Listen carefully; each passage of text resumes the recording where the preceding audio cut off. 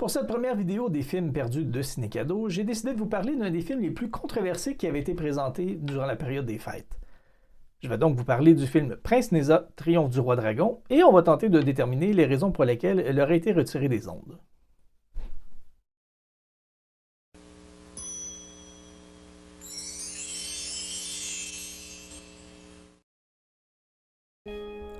Le Prince Nezha, Triomphe du Roi Dragon, ou Nezha Neihai, est un film d'animation chinoise produit en 1979 par la Shanghai Animation Film Studio, une œuvre de Xu Shengwan. Il s'inspire du personnage de Nezha, très connu dans le folklore chinois et surtout dans une partie du roman L'Investiture des dieux de Feng Sheng Yanyi. Il n'a été présenté que 2 fois durant Ciné-Cadeau, soit le 5 janvier 1986 et le 23 décembre 1987. En fait, bien qu'on peut admirer sa superbe qualité d'animation, le film nous a particulièrement marqué pour certaines scènes violentes, surtout pour un dessin animé. Tellement qu'après autant d'années depuis sa dernière diffusion, qui fait maintenant près de 40 ans, on s'en rappelle toujours aussi vivement. Sur ce, on démarre cette capsule nostalgique et on fait un visionnement rapide du film Prince Nezha, Triomphe du Roi Dragon.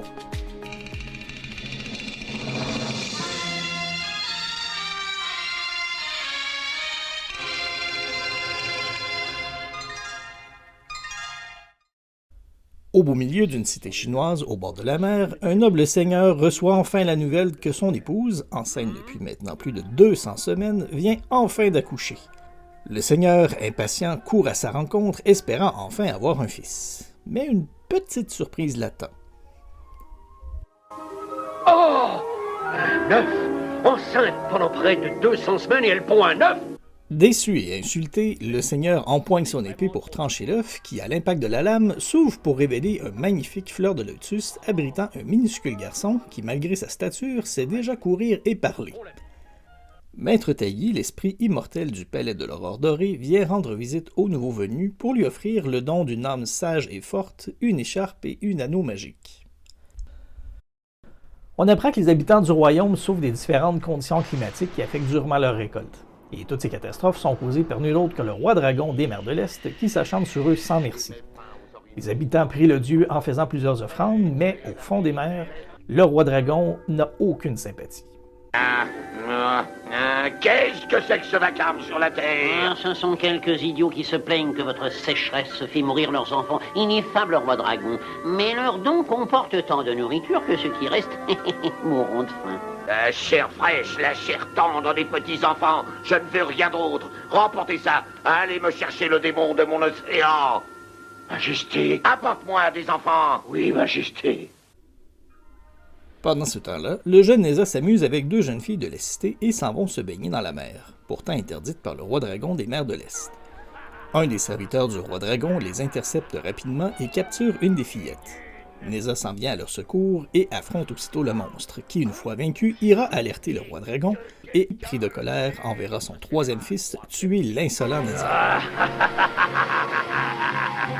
Es-tu donc si ignorant que tu ne reconnaisses pas un fils de roi? C'est le 3e fils du roi dragon, à genoux! Le roi dragon! Il a volé une de mes petites camarades, je veux qu'il la rende, dites-le lui! Sous la dent, elle était un peu dure, ton ami. On va le croire sur parole parce qu'on ne la reverra pas du restant du film.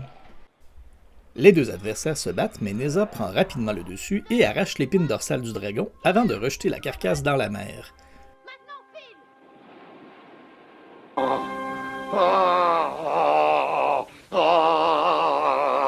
Nezha! Oh, ce Nezha! Je n'aurai de repos que lorsque ce Nezha de malheur sera mort!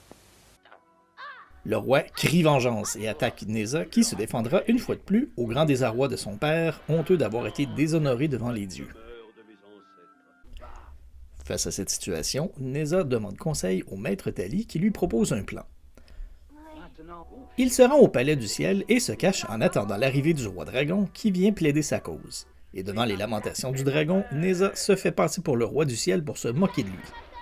Le dragon s'enrage et se jette encore sur Nezha qui maîtrise encore la situation. Ce dernier s'avoue vaincu et fait la promesse de ne plus jamais faire de tort aux habitants de la cité. Ben oui, c'est ça. Fier de sa victoire, Neza court voir son père pour lui annoncer la nouvelle. Mais son père se met aussitôt en colère, reniant son fils qui l'a déshonoré et le fait ligoter à un pilier. Au même moment, le roi dragon de l'Est fait appel au roi des océans du Nord, du Sud et de l'Ouest et demande de l'aide pour apporter sa vengeance.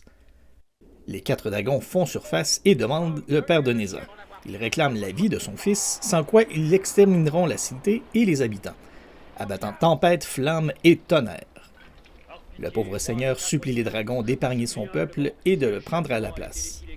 Mais les dragons réitèrent que c'est Neza qu'ils veulent.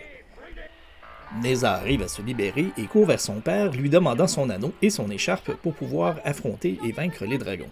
Mais son père le rejette une fois de plus et refuse de l'aider, ayant causé déjà assez de dommages.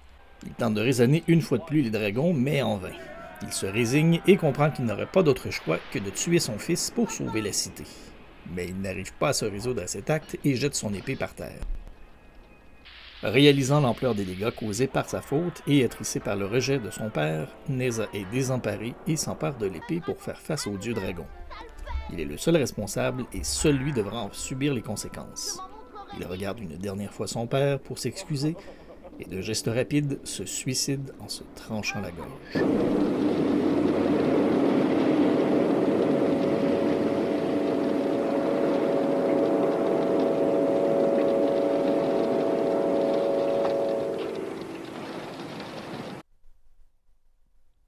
Là, vous aurez deviné que c'était probablement la goutte qui a fait déborder le vase et qui pourrait expliquer le retrait de la grille des ombres de Ciné Cadeau. Avouez qu'il n'y a quand même pas juste moi qui a été traumatisé par cette scène-là. Bon, au moins son sacrifice va quand même calmer la colère des dragons. Li Ying, ne croyez pas en être quitte pour autant. Nous exigeons d'autres enfants en sacrifice. Faites vite, les dragons n'aiment pas attendre. Ben non, évidemment. L'affront de Neza était juste un prétexte pour continuer à s'attaquer aux villageois, et il n'y avait aucune malintention de s'arrêter. D'un regard terrifié et complètement impuissant, Neza s'effondre sur le sol, réalisant qu'il s'est fait avoir.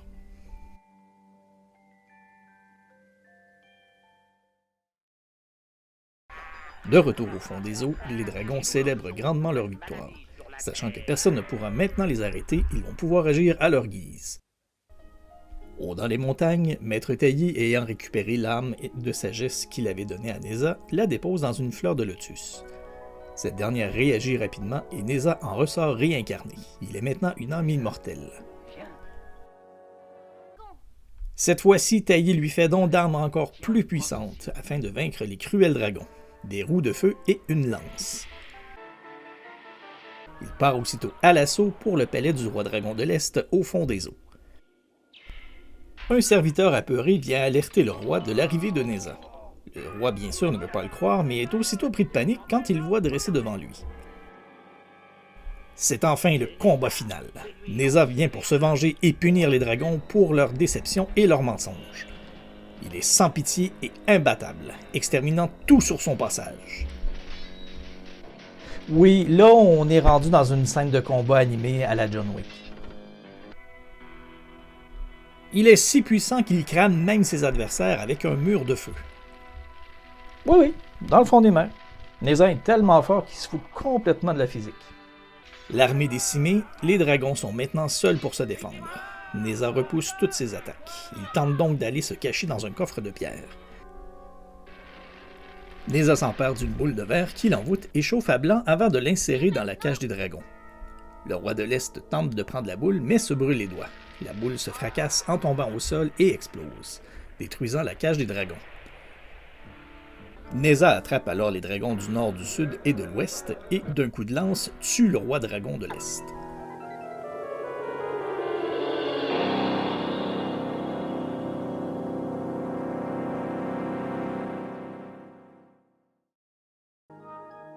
Les dragons sont vaincus et le calme revient enfin sur Terre.